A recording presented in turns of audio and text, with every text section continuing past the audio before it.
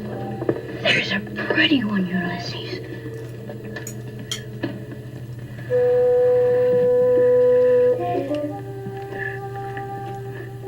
There it is. I was snooping around on my iPad tonight and I found an old episode of, in other words, from December 21st, 2019 that I never got around to editing and posting. So here it is. It's a tipsy one, but I think it's a good one.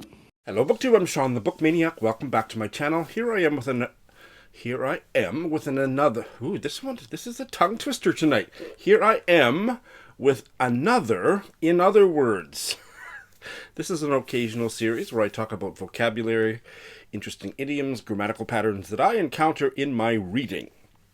This is a short version, only 6 pieces of vocabulary, and in fact I think going forward I'm going to continue to keep these videos short just because it's that much easier to prepare and that much easier to watch. So, the other thing that I like to occasionally remind viewers of is that I am by no means any etymological expert.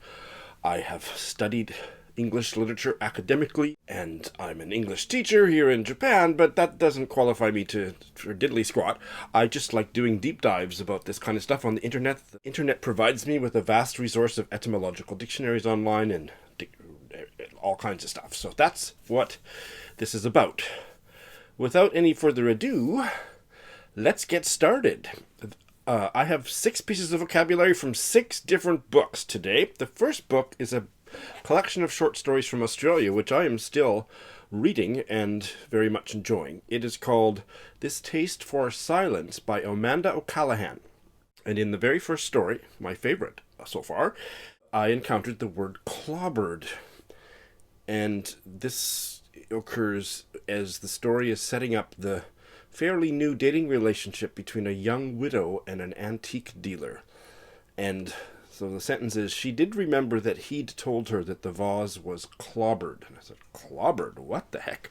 So, what I didn't know, and I now know, and I'm just dying to tell you about, is that this meaning of clobbered relates to porcelain and ceramics, and it means to add an enameled decoration to porcelain, usually. It's originally was a pejorative, derogatory term. Apparently back in the 18th, 19th centuries, the Dutch used to import Chinese porcelain and then decorate them with additional decoration. Sometimes just an additional border, sometimes foliage, figures, animals. But it was a secondary process of decorating up a piece of porcelain. And maybe the derogative part of this comes from the fact that they were sprucing up cheap Chinese porcelain that wasn't that pretty.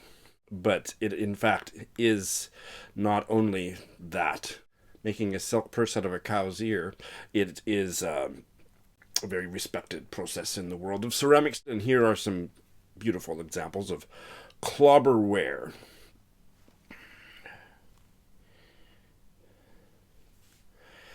In Britain, the English establishments that provided this service were known as china burners. It comes from an Irish word, clobber, which meant filth, dirt, mire, mud. So again, that pejorative meaning was there from the beginning.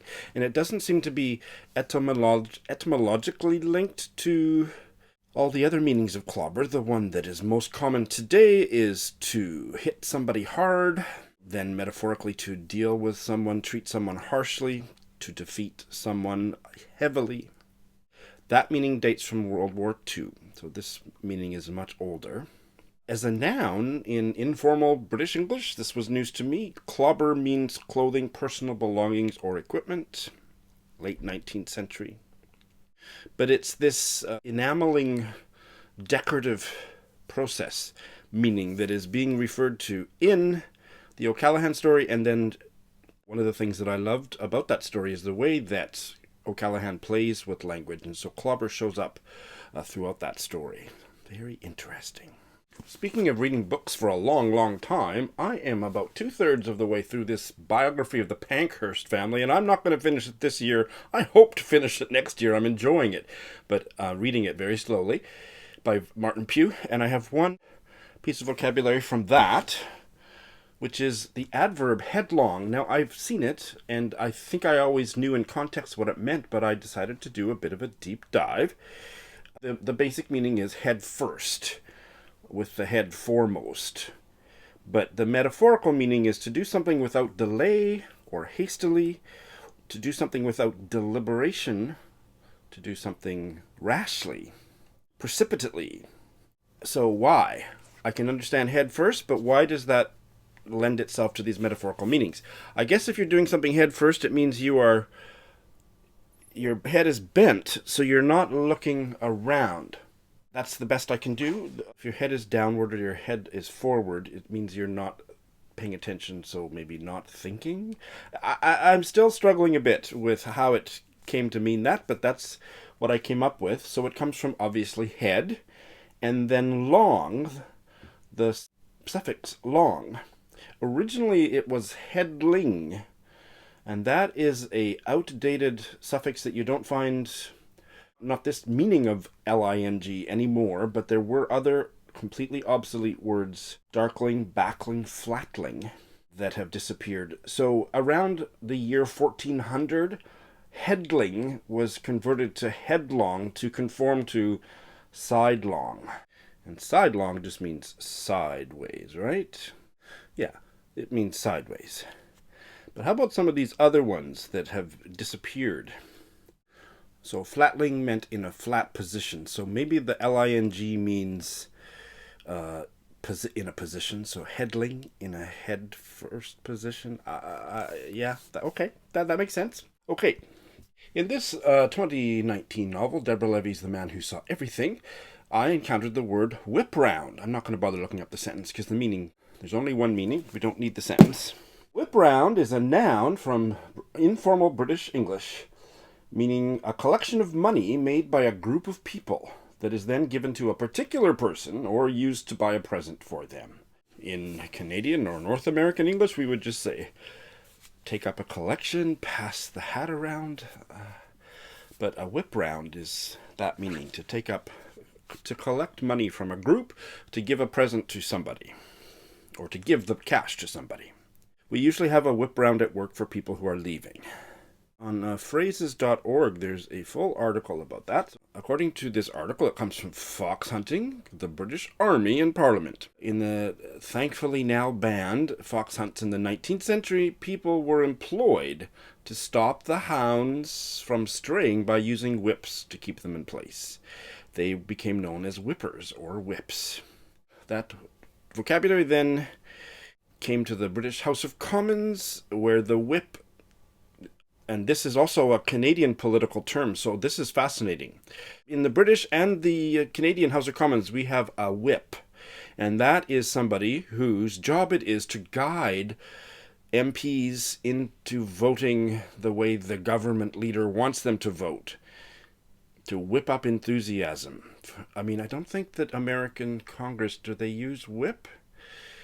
Whip the vote? So, it all comes from whip, right?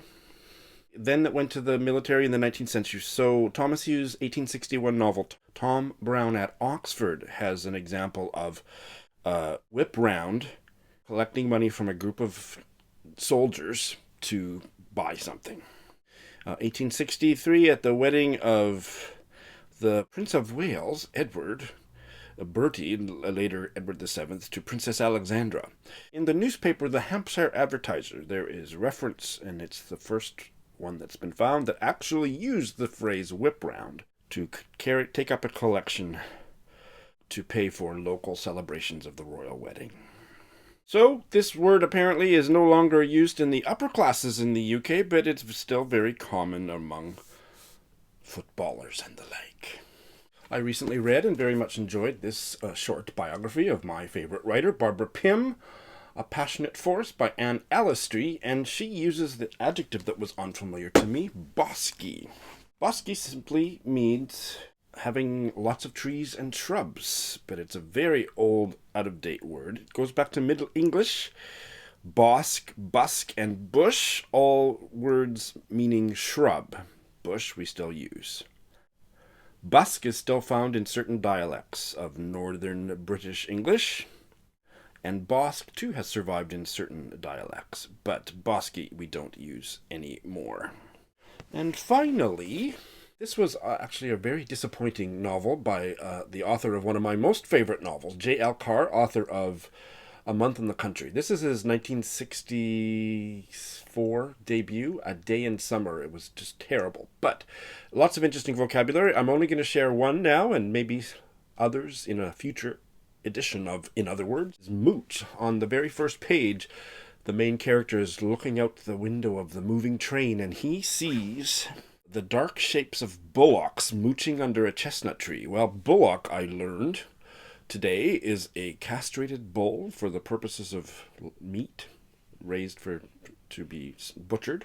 And mooching, what are they pilfering from their neighbors? But no, this is a different meaning of mooch that grew up in British English alongside the North American one that is the one that I know, to ask for or obtain something without paying for it, mooching food, mooching cigarettes, taking without repaying, taking without buying. But mooch, especially mooch about or mooch around in British English, means to loiter, or to walk or do things slowly and without much purpose. So just kind of ambling about. Mooch. That's what the cows were doing. They weren't borrowing things. The loitering, although loiter definitely has a pejorative connotation, otherwise to just kind of hang about, to just be kind of aimless, isn't all that bad, whereas the other meaning of scrounging or asking for things all the time without paying back is negative. They all go back to late Middle English from an Old French verb meaning hide or skulk. That also sprouted another variation in Irish English called mitch, which basically means to play hooky from school. These are all slang words, and they have a long history, and they have survived across Europe. There's a Germanic version of this, Mycan, for centuries. Middle Dutch, it goes going back to medieval Latin, almutia. But in the most common meaning in British and Australian slang is, as I said, loitering about in a bored or listless way, not necessarily trying to take stuff. In the earliest days in English, it meant to pretend to be poor or act like a miser. Even in North American English, it has other meanings: to troll for fish on the West Coast, mooch. In the 1920s, it was gambling slang, or even on the fairgrounds, and it meant a sucker or easy mark, someone that would be easy to prey on. And in the 40s and 50s, it meant a drug addict. So if you were on the mooch, you were addicted, and a mooch pusher was a drug dealer. So all kinds of variations. All right, that's all I got for now. More later. Thanks for watching.